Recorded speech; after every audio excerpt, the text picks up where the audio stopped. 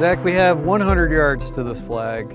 Most people will face this every single round, a situation like this. Maybe not as cool looking of a hole as we have here at Colorado Golf Club, but tour players from 100 yards on this shot, there's not much up there that's going to scare them. They're trying to basically land it on the hole, like I'm going to do here in just a second. But amateur golfers shouldn't be doing the same thing, right? Yeah, that's probably one of the biggest problems is the amateur golfers, they take their yardage finder, laser the flag, and think that that's the number.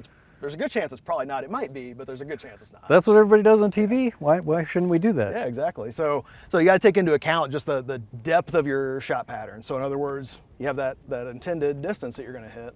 May not go that far though. So a little fat, a little off center. You just have a little bit of depth there. That shots are going to come up a little short than what you expect them to be. Yep. So the tour player is going to try to land this in the hole. The guys who shoot in the 70s have we're thinking 6 yards between our skills challenge data, 6 yards short or long of their intended target. 80s players have 10 yards short or long of their intended target from 100 yards. I mean, that's pretty far. That's 30 feet that you could miss this. Yeah. And then the 90s shooters have 20 yards of distance between how this could end up. So it could go 80 yards or 120. It's probably leaning towards the 80 yards, which is a real problem here because of the front of the green. It's basically a false front. It'd play it like it's a hazard in front of the green. Does that sound about right? Yeah, and the thing about those distances is too, I mean, those are reasonable hits. Those aren't even the worst ones. That's what those levels should expect. That's not counting the one that you could top or chunk right into the hazard. Right, here. exactly. Right. So you have that what's basically a false front. This is essentially a forced carry. You got to land this ball on the green for it not to roll all the way back down the fairway or into the hazard.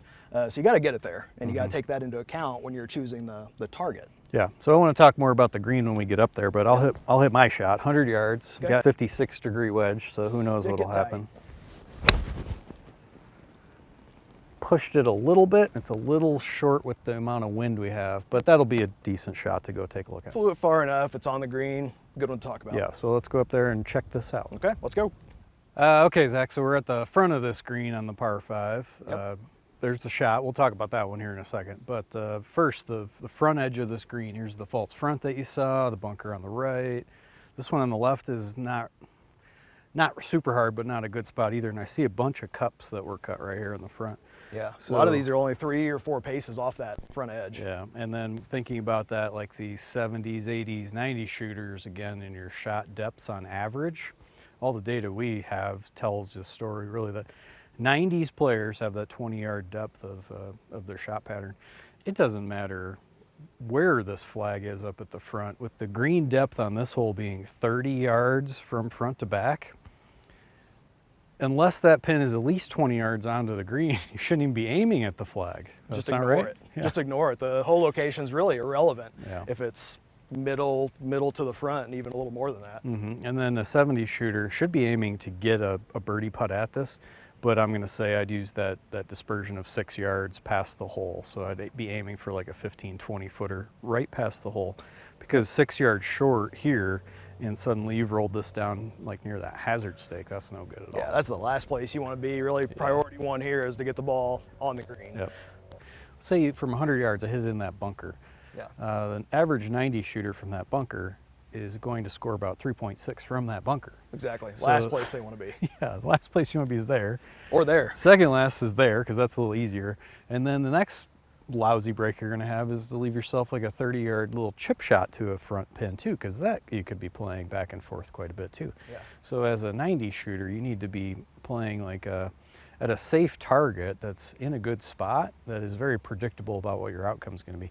Then you can be really confident that that's the spot you want to hit. So on any shot with a false front or some garbage in front of the green, you need to be aiming 10, 15, 20 yards if you can past the hole. And the thing about the shot pattern depth too is, so for the 80s player, if they're aiming more to the middle, the 90s players more to the back, they're still going to end up with some shots here in the front. It's not like they're all going to be in the back. So those outcomes are still likely. They're still probable.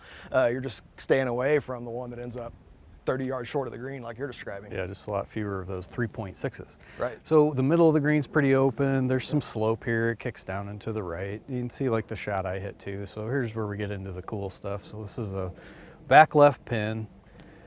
We're now about, I think I'm about 20 yards off the front edge of the green. So take that in, for example, a front pin, and we're suggesting that anyone who shoots in the 90s and probably even like the mid 80s should be aiming for here, even though it's a front pin, to get a good outcome. This is the spot. Yep, I like it. Then if you're aiming at this back pin, this is where you should be aiming towards that back edge of the green, and then you're likely to always avoid the front edge of the green. Yeah. But even the front edge of the green is still better to be there as a 90 shooter. If you hit it on the green and you 3-putt, that's still better than missing the green and averaging over 3.5 shots. Yeah, exactly. And even with the width of this green, so it's 25 wide back here, it's 15 wide up front. This green's not wide enough anywhere to be thinking about anything other than the center line of this green. Yep. So we're talking about the depth. You'd have to have a massive green, bigger than you typically play on a daily basis, to start thinking about something left or right of the center line. And I think that's the main point. Tour players are aiming here. Less than single-digit handicaps are pretty much aiming at this flag, although I'd start saying you need to be more careful of the back and the left edge, because that can be a troublesome spot. As you get worse at golf, you don't aim like tour players aim. You need a different spot, and you should be using your shot patterns to help you determine that, not just basing it off of a tour player's kind of ability. Exactly. It's got to be a different strategy. It can't be the totally exact same thing. There are people I would bring out here, it sounds ridiculous, but like someone who's brand new at golf always slices to that flag. I might tell them that you're going to aim right here into this bush. Yeah. But that's never what I would tell someone who's a good player. Sure. Yeah. So, and for your beginners there, I mean, part of that is not understanding how far their clubs go to begin with. Yeah. Their shots tending to end up more right than their actually where they're aimed. I mean, there's a lot that goes into that as well, for sure. So yeah, somebody just starting that shoots over 100. Yeah, long and left is typically a good spot to aim. Always going to be where they aim. Yeah. Once in a while they'll hit it there, but most of the shots will be even short and more right in mine. Yeah. But that putt's pretty straight. Never would I use advice, and you tell me about this one. Let's say you do shoot in the 70s, you've got this flag. Should you be trying to hit this into a spot where you have an uphill putt? Don't even worry about that. That's ridiculous, right? Yep. It's all So proximity. uphill, downhill. I mean, you're just trying to hit to the most reasonable target. Wherever that shot ends up, it ends up. You'll hit more shots closer, ignoring stuff like that, the uphill, downhill, side hill. Really, you could go through your entire golf course just like we did. We talk about doing this to some people who have asked us to do this for golf courses as well. Go through holes 1 through 18. And you'd have a pretty good roadmap for how every member at the club should play golf. But this one is just a good example. Big green, it's oddly shaped, a lot of trouble. It fits great for the narrative. So you should try to look at a golf hole just for practice once with some of your friends like this. That would go a long way, and maybe use a similar amount of logic. The data about shot patterns is a little harder to come by. You can get that yourself with a launch monitor. Go hit 10 shots with a launch monitor on the range with all of your clubs, track how far you hit them, and then at least you could start building a pattern of what the farthest one do, what the shortest one do, take out some standard deviation of those on the front end and high end. And you could do it yourself, but really the best way to do this is some skills challenges with the GOLFTEC coach. So it's not really meant to be like a plug for GOLFTEC, really. This is just course strategy, but we're setting every golfer up to be successful at this, because this is a big part of the game. It's not just learning how to hit the ball better. Although that does help more than anything else, I would say. It's a combo of both. Yeah. So course strategy, hitting ability, and improving that, those are the two biggest factors to getting better at golf. Yeah, that's how you can reduce your score the fastest. Improve on those two parts. All right, thanks, Zach. All right, nice work.